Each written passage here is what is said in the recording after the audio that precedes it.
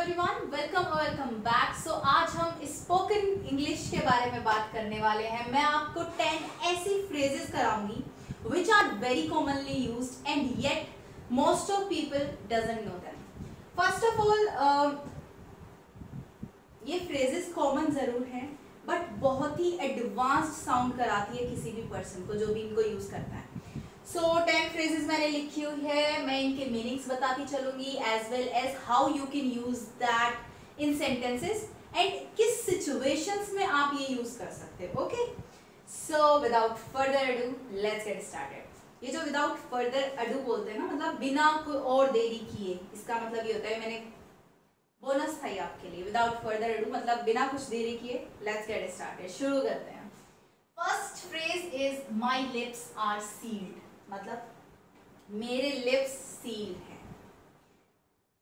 किस सिचुएशन में यूज करा जाएगा? अगर कोई आपसे कोई बात, जैसे मेरे फ्रेंड ने मुझे कुछ बात बताई and he doesn't want me to share that information with anybody else. वो नहीं चाहता कि मैं वो इंफॉर्मेशन किसी और के साथ शेयर करूं, वो बात किसी और के साथ शेयर करूं।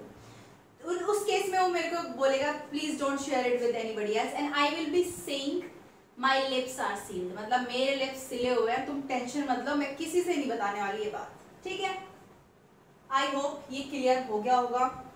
एक और बात, इनके मीनिंग्स और इनका यूसेज, सिचुएशन हो सके तो अपने अकॉर्डिंग लिख लेना, जैसे कि आपकी मतलब आप जस्ट रेफरेंस आपको उसकी पता होनी चाहिए। जब भी आप वो नोटबुक खोलो ना, जहां भी आप लिख रहे हो, तो आपको पता होना चाहिए किन सिचुएशंस में ये फ्रेजेस यूज होंगे। ठीक है, now let's come to the second phrase that we have here, a little bird told me। it's again एक थोड़ा सा सीक्रेट से रिलेटेड है ये भी। जैसे फॉर एग्जाम्पल मेरे दो फ्रेंड्स हैं, कल्पना एंड निखिल। निखिल ने मुझे कुछ बताया एंड मैं वो चीज कल्पना को बता रही हूँ, लेकिन मैं नहीं चाहती कि मैं कल्पना को ये बताऊं कि ये चीज मुझे निखिल ने बताई है। Getting my point? तो मैं जैसे कल्पना मुझसे पूछेगी कि ये तुम्हें किसने बताया, हु टोल्ड यू दैट, तो I will be saying a little bird told me. Kalpana को इस फ्रेज से समझ में आ जाएगा कि मैं जिस बंदे ने मेरे को, यानी कि निखिल का नाम मैं उसके सामने नहीं लेना चाहती, जिस बंदे ने मेरे को वो बात बताई है मैं उसका नाम कल्पना के सामने नहीं क्या बोलते हैं उसको, एक्सपोज करना चाहती। ठीक है, उस केस में हम अ लिटिल बर्ड टोल्ड मी का यूज करते हैं। जैसे कई बार होता है ना, एक फ्रेंड ने दूसरे फ्रेंड के बारे में कुछ बोल दिया कि वो तुम्हारे बारे में ये सब बोल रहा था, एंड हम जब वो क्लियर करने जाते हैं तो हम नहीं चाहते कि जिसने हमें बताया था उसका नाम हम वहां ले। तो उस केस में अगर वो सामने वाला बंदा आपसे पूछे कि आपको किसने बोला ये चीज, तो you can use this phrase a little bird told. Okay, I hope it is clear. कुछ भी अगर क्लियर ना हो हमेशा कॉमेंट सेक्शन में डाल देना कि क्लियर नहीं है, मैं कर दूंगी, या फिर टेलीग्राम चैनल पे डाल देना। ठीक है, लेकिन देखो मैं चाहती हूँ मेरे चैनल पे ऐसे लोग हो जो लिटरली कुछ करना चाहते हैं, लिटरली अपनी English grammar as well as spoken English को इम्प्रूव करना चाहते हैं। I don't want people who are just here to pull me down. आप जब एक फेज में होते हो ना, जब आप लाइक अपनी जर्नी में होते हो, तो बहुत सारे लोग ऐसे आते हैं, जानकार भी और जिनको आप नहीं जानते वो भी, who tries to pull you down. So I don't want all those people on my channel. Please leave if you don't want to learn from me. There are zillions of channels on YouTube, you can learn from there. Okay? But हाँ, जिनका genuine doubt होगा, मैं आपके लिए I am always here. Okay? अब third है freight note. देखो freight का मतलब क्या होता है, फ्रेट का इंडिविजुअली मैं ये वर्ड करा रही हूँ। फ्रेट का मतलब होता है वरी, चिंता करना। ठीक है, फ्रेट नोट का मतलब आपको समझ में आ गया होगा, डू नॉट वरी, चिंता मत करो, it will be fine. For example आपका फ्रेंड आपको बोल रहा है कि यार कल मेरा एग्जाम है but I am very anxious, मैंने कुछ नहीं पढ़ा है, तो आप उसको कंफर्टेबल फील कराने के लिए बोल सकते हो freight not, it will be fine, चिंता मत करो, it will be fine. Okay, so that's how you are going to use it. Now fourth phrase that we have here is I am beat. I am beat का मतलब होता है I am beat, मतलब मैं बहुत ज़्यादा थकी हुई हूँ या थका हुआ हूँ। I am very very tired. I am exhausted. ये दूसरी फ्रेज है I am exhausted, जो इसके सिनोनिमसली यूज होती है।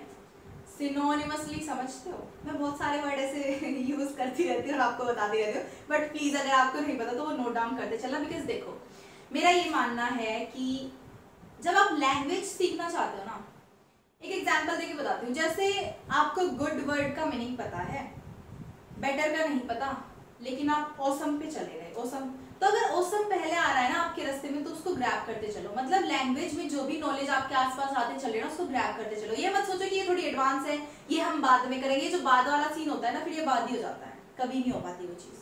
तो इसलिए जो मिल रहा है उसको लेते चलो, यूज करते चलो। और जो लिटरली अच्छा बोलना चाहते हैं, लाइक इंग्लिश फ्लुएंसी में बोलना चाहते हैं, क्लियर बोलना चाहते हैं, there is no way other than speak out loud. You have to be, you know, consistent first of all, and you have to speak. Okay, let's come back to the point. I am beat, मतलब I am tired. We can say there was so much work in the office today and I am beat.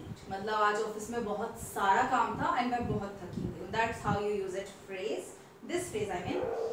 And the fifth, I'm so sorry for the background noise. I know you can hear dog barking. I'm so sorry for that. Just focus here. Take it easy. When do you use it?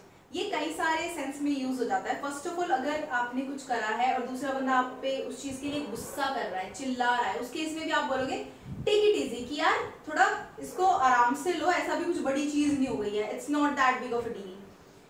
ऐसे use हो सकता है. दूसरी बात, जैसे कोई बहुत ज्यादा परेशान है किसी चीज को लेकर, बहुत ज्यादा प्रेशराइज फील कर रहा है, उस केस में भी आप बोल सकते हो कि टेक इट इजी, ये हो जाएगा, डोंट वरी अबाउट दैट. तो टेक इट इजी दो तरीके से यूज होता है. एक तो सपोज आपका कोई फ्रेंड है और बहुत सारे प्रोजेक्ट्स पेंडिंग है उसके, और उनकी डेडलाइन आ चुकी है, तो बहुत आपसे डिस्कस कर रहे हैं कि मैं बहुत ज़्यादा प्रेशराइज्ड फील कर रहा हूँ या कर रही हूँ. In that case you can say take it easy, इतना प्रेशर अपने ऊपर मत डालो, आराम से हो जाएगा. देन अगर अच्छा, एक बहुत फनी एग्जांपल देती हूँ. सपोज ओके, दो लड़कों की, जैसे निखिल और क्या मान लेते हैं दूसरा, निशु लड़का है यहाँ पे. Okay, Nikhil and Nishu.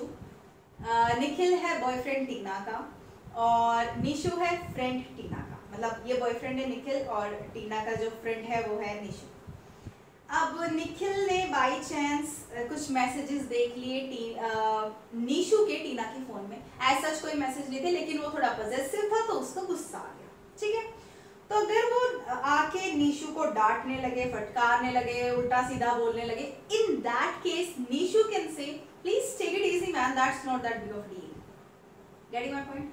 Take it easy man, ये इतनी कोई बड़ी बात नहीं हो गई है, और मतलब देखो एक्चुअल में था क्या.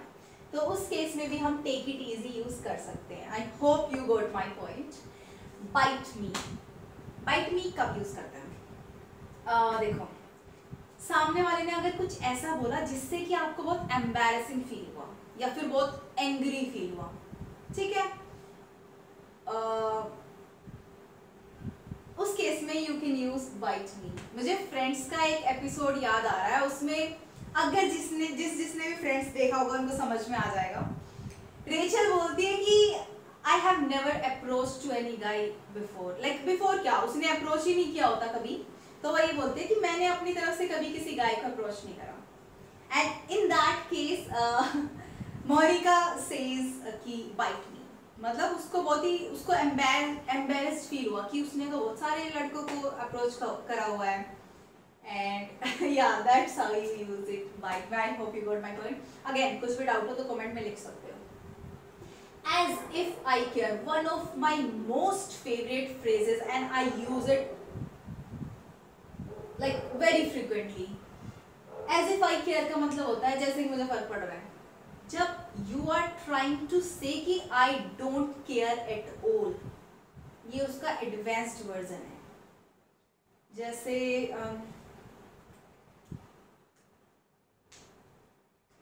अगेन सबसे बेस्ट एग्जांपल्स निकल के आता है बॉयफ्रेंड गर्लफ्रेंड से. फॉर एग्जांपल, आपका अभी ब्रेकअप हुआ है, ठीक है, और आपकी जो गर्लफ्रेंड है या फिर आपका जो बॉयफ्रेंड है वो किसी और लड़की के साथ फोटो वोटो स्टेटस पे डाल के आपको जेलस फील कराने की कोशिश कर रहा है, और वो चीज आपका फ्रेंड आपको पॉइंट आउट कर रहा है कि see he is trying to make you jealous और she is trying to make you jealous, in that case you will say as if I care, मेरे को फर्क नहीं पड़ता जरा भी, मतलब I don't care at all, मुझे इस चीज से जरा भी फर्क नहीं पड़ रहा है, as if I care. I love this phrase. I would be so honored if you are gonna start using, I mean, you have to use all these phrases, but this is my favorite. Okay, after you. After you मतलब कब use होता है? First of all situations में. After you होता है आपके बाद, मतलब आप चलो पहले ऐसे. जैसे अगर लिफ्ट में आप खड़े हो किसी के साथ और आपको सामने वाले को पहले भेजना है, तो यू कैन से आफ्टर यू. वैसे ये बहुत पोलाइट सेंस देता है आफ्टर यू, और वो जनरली मैंने बोला, ऑलवेज नहीं बोला, ये वहां यूज करा जाता है. जैसे आपने देखा भी होगा कई बारी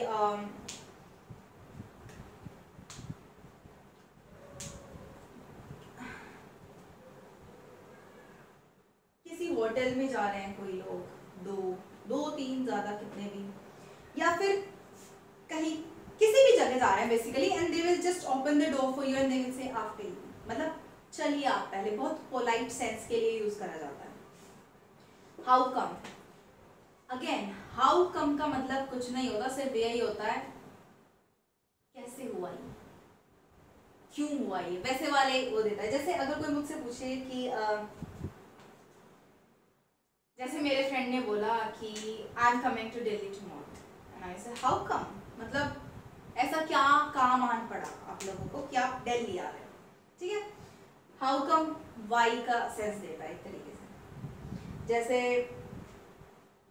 आपके फ्रेंड ने आपको बोला कि let's go on a walk, उसका अपनी गर्लफ्रेंड से मिलना था और उसने आपको बोला कि let's go on a walk, and you will से how come, I have never seen you going on a walk before, मतलब क्या चेंज हो गया ऐसा, मैंने आपको कभी तो इसके पहले वॉक पर जाते हुए नहीं देखा.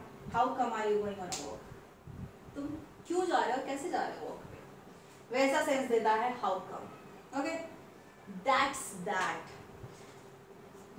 दैट का मतलब होता है जब आपने कुछ डिसीजन दिया और आपकी तरफ से वो फाइनल है, सामने वाला उसके बाद आपको मनाता रहे, कन्विंस करता रहे, या फिर बेसिकली वो कोई भी स्टेटमेंट देता रहे, इसके बाद आप बोलोगे that's that from my side. मतलब अगर जैसे कई बार पापा लोग करते हैं ना, कि मेरे भाई के साथ होता है बहुत ज़्यादा, भाई बोलता है कि मेरे को, नाम नहीं बोलूँगी मैं, कहा नहीं जाना, बट जैसे किसी रिश्तेदारी में पापा बोलते हैं कि तुम्हें वहाँ जाना है, तो भाई ऐसे बोलेगा नहीं मैं बिजी हूँ, मैं नहीं जा सकता, ये वो, तो पापा बोलेंगे you have to go there and that's that, मतलब तुम्हें वहाँ जाना ही है, and that's my final decision. आगे तुम्हें क्या बोलना है मुझे नहीं सुनना, तुम्हें वहाँ जाना ही पड़ेगा. तो that's that is used when you don't wanna hear any counter statement from the person you are talking to. आपने जो बोला that is final. Okay, so yeah, these were the 10 phrases for you guys. I hope you are loving this session first of all, and secondly I really hope and I really want you to start using these phrases in your day-to-day conversation, because otherwise आपका ये session देखने का कोई मतलब नहीं रह जाएगा, और आपकी जो इच्छा है स्पोकन इंग्लिश की वो भी पूरी नहीं हो पाएगी. So the key is to speak. Okay, so yeah this was the video for you guys. I hope you loved it. If you did, please give it a thumbs up and subscribe to my channel, and I'll see you in the next video. Till then, stay happy, healthy and bye.